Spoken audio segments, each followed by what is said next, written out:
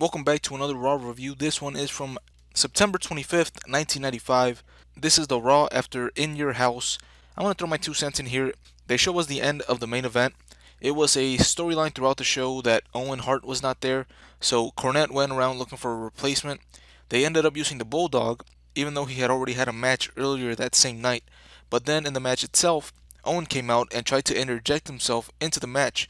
The referee allowed it, but Diesel caught him in the jackknife and pinned Owen to win the tag belts, even though Owen had not been there for the rest of the match. And the referee, I'm not going to go into it. This will probably just cause me to have a mental breakdown with what the referee did, allowing Owen Hart to be in the match after Bulldog was in the entirety of the rest of the match. So Jim Cornette went to Gorilla Monsoon because of this to ask to get the titles back on Owen and Yokozuna, but Gorilla Monsoon told him to fuck off basically, but we'll see that rematch at a later date. The first match of the show, we have Skip versus the returning Marty Genetti. If you didn't know, Marty was in ECW for a couple of appearances, and because WCW got guys like Sabu, Eddie Guerrero, Dean Malenko, WWF couldn't be outdone, so they went and got Marty Genetti back. Skip kept going to the outside to hug Sonny. Then, at one point, Genetti snuck in and hugged Sonny himself. And as she went to slap him, he ducked and she ended up slapping Skip. Good little spot there. Marty gets his leg grabbed by Sonny and gets hit with a gut wrench power bomb. At the ramp, we see Dean Douglas taking some notes. He got the win over Racer Ramon with some interference from 123 Kid at In Your House. I'm talking about Dean Douglas there. Marty gets back in it with a back suplex and a power bomb. Marty takes his eyes off Skip to pay attention to Sonny. Can't really blame him there. Skip tries to take advantage but doesn't work. Marty hits the fist from the top rope, which you can see he completely misses. A lot of people like to shit on today's finishes being weaker than half the moves hit in the rest of the match. That's exactly what we saw here. Moves that I haven't seen in the WWF ever before, but it ends with a punch. A weak looking punch at that. And welcome back to Marty by putting him over Skip. So much for his push, if he even had one. If only Marty had 1/10 of Shawn Michaels' charisma, just like I wished a couple weeks ago, it might have been last week. If I had an ounce of Shawn's charisma, I would never ask for anything ever again. I would be set for life. Same thing here with Marty Jannetty. If he had a tenth of Shawn's charisma, he would be right up there with him on the card. His wrestling ability alone can get him over in ECW, but not in the land of sports entertainment. This is like his third or fourth different run in the WWF since I started doing these reviews in 1993. He's come back like 3 times. Next up, we have the tag champions, Yokozuna and Owen Hart. Wait. I thought that Gorilla Monsoon had said that something was going to happen later, but this basically tells everyone who bought the pay-per-view the night before that they spent money for nothing. They're taking on the Smoking Guns, who have been on a winning streak on Raw. Not for the belts though here, so if they win, they might get a title shot. You can see the effects of Monday Nitro here because we get 2 straight matches with known and established superstars instead of a jobber or a squash match. Shawn and Diesel looking back on a monitor during this match. Billy Gunn takes down Yokozuna with a bulldog, but Yokozuna nails a Samoan drop, or I guess a Japanese drop. Billy Gunn gets worn down, leading up to the hot tag to Bart. It eventually comes. Bart starts cleaning house, press slams Owen, but Yokozuna slowly breaks up the pin. They Irish whip Owen into Yokozuna to take him off his feet. The Smoking Guns hit their tag team finisher, and Yokozuna goes to break up the pin again, but one of the Guns moves out of the way and he splashes Owen. I think Billy kicks Yokozuna out to allow Bart to finally cover Owen for the win.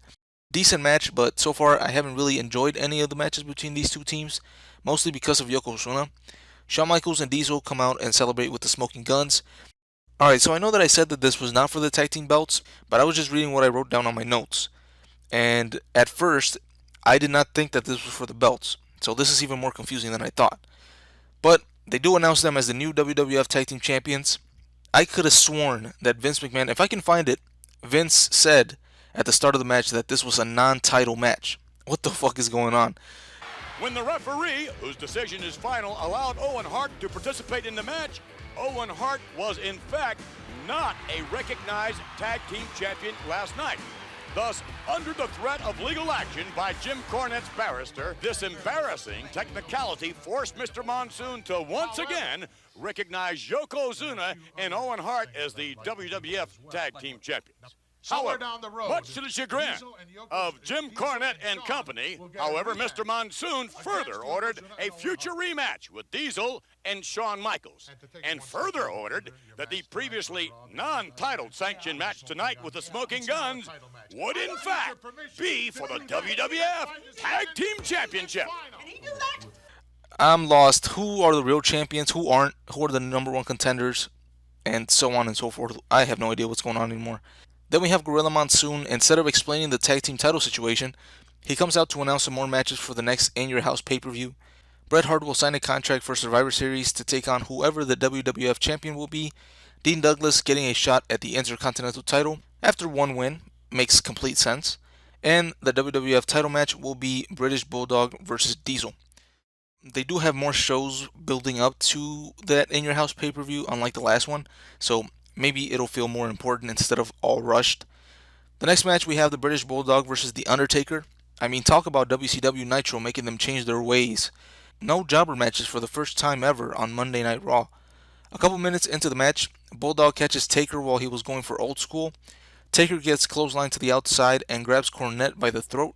This allows Bulldog to take control of the match. Mabel comes to the entranceway because he has taken on Taker at In Your House, and also Waylon Mercy is seen looking on from the crowd. Which Waylon Mercy got beat by Savio Vega at In Your House. There were a decent amount of people cheering Waylon over Savio Vega too, and when Vega beat Waylon, you could hear some boos. They had a good match, but for sure I think Waylon Mercy should have been kept strong there. Again, I ask, why is Savio Vega getting pushed this hard? Back to the match, Undertaker does eventually hit, which actually, thinking about it, you would have thought that Waylon Mercy and Undertaker might have had a program together. Just the way that both of those characters are. Like, Waylon Mercy, a psychotic killer, and The Undertaker, like, that would have made for a good feud.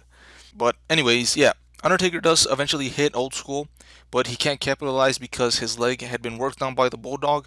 Davey hits a piledriver and a couple suplexes, but Taker sits up after all these moves.